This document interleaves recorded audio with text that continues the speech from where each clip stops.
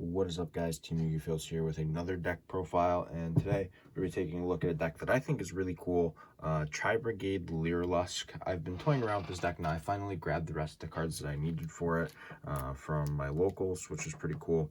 I think that going forwards, the deck is going to have a lot more potential with the release of Kit in Blazing Vortex, so that's going to be really cool to see.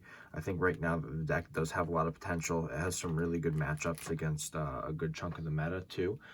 I just don't know why more people aren't playing it, because like the deck is consistent and it does what it does very, very well. So I'm gonna hop right into this real quick and showcase the entirety of the deck list and kind of explain how the deck works. That way you guys can kind of see. So we have three Tri-Brigade Fractal, or Fractal, however you want to pronounce it. So Fractal is essentially, well, I'll start off by saying the Tri-Brigade monsters all have a similar effect in that they can banish from grave to summon from your extra deck link monsters, which is pretty cool. But additionally to that, Fractal has the ability to discard itself, and then he can send, and I'll let you guys see this, level 3 or lower Beast, Beast Warrior, or Winged Beast from your deck to the graveyard. So you can get whatever you need to grave and continually play from there, which is very important. There's a reason that he's expensive right now, and he's continually climbing in price. Then we have three Tri-Brigade Nerval. This is really good because it's a level 1, which synergizes with the Lyrilusc engine, which is very important. Additionally, it's pretty important that, you know, he's a searcher too when he hits the graveyard. And it's not like he has to be sent from field, it's just when he hits the graveyard. So it's actually pretty important. It comes up very often, almost every single game. Then we play two Tri-Brigade Caress. Caress is pretty good. He's a special summon from hand, which is cool, in addition to the whole special summoning from extra deck. That's the Tri-Brigade lineup that I play. Obviously, like I said, when Kit is fully legal, it'll change. But we have like another week until that happens. I wanted to post how to play the deck before that pops up. But next, for the Lyrilusc cards, we play three Warbler, 2 Sparrow, and 1 Swallow. I think 3-2-1 is a pretty good ratio. I was testing 3-2-2, and then I said, you know what, we don't really need like the second one, so I have to cut it out and play better cards. Then we play an Apex Avian, and we do play our Wind Barrier statue.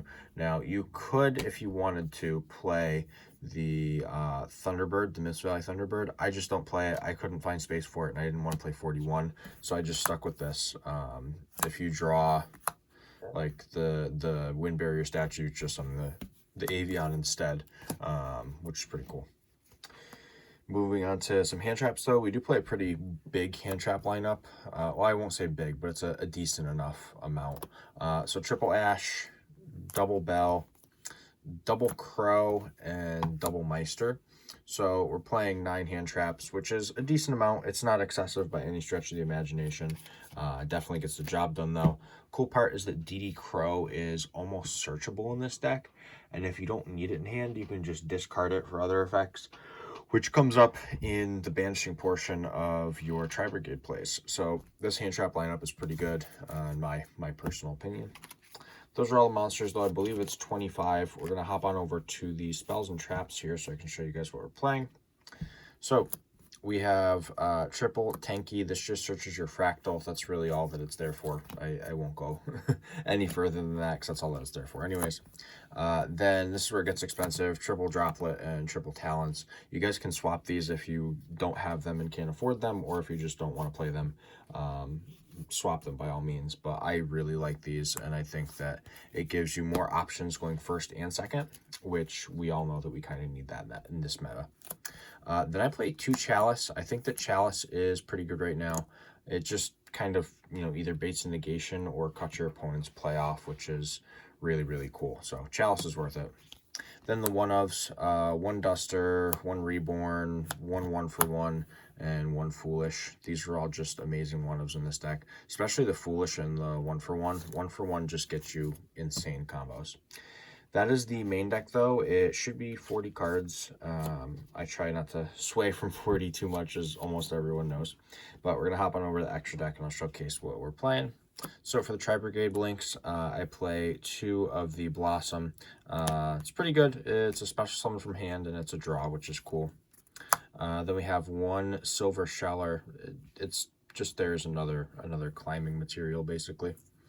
Then we play 2 Ominous Omen. This card is really, really good. It's non-targeting removal, which is very important.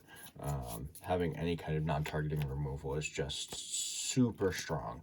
So I think that this is a pretty good lineup for your Tri-Brigade Link monsters. Then other Link monsters, we play 1 Link Karibo because there are a lot of level 1s.